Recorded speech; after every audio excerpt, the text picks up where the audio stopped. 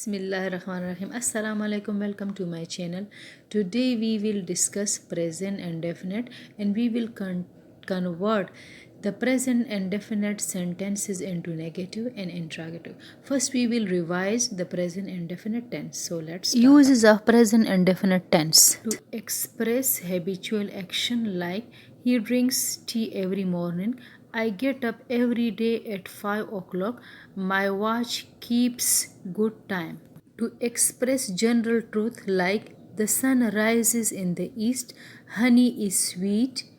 Exclamatory sentences beginning with here and there to express what is actually taking place in the present age. Here comes the bus. There she goes. To express future event like the next flight is at 7 tomorrow morning. The match starts at 9 o'clock. The train leaves at 5:20. It is also used to express quotations like Keats says, a thing of beauty is a joy forever. Urdu میں پہچان. اردو میں پہچان یہ ہے کہ جملے کے آخر میں تا تے تی آتے ہیں. یہ اردو میں پہچان. Structure in English: subject plus verb plus object.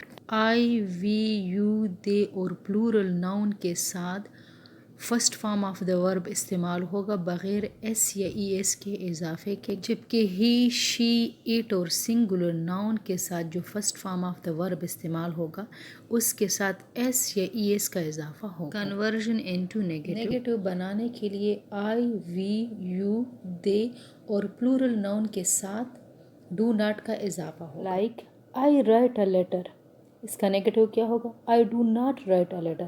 You write a letter, you do not write a letter.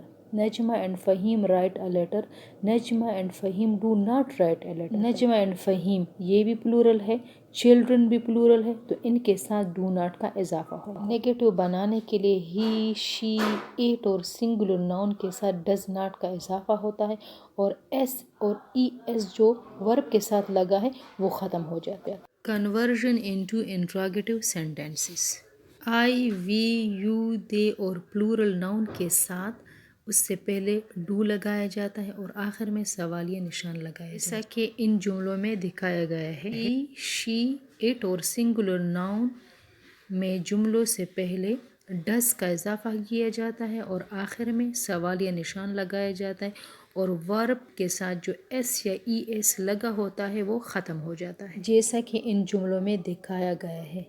I hope you will learn this lecture. Allah Hafiz.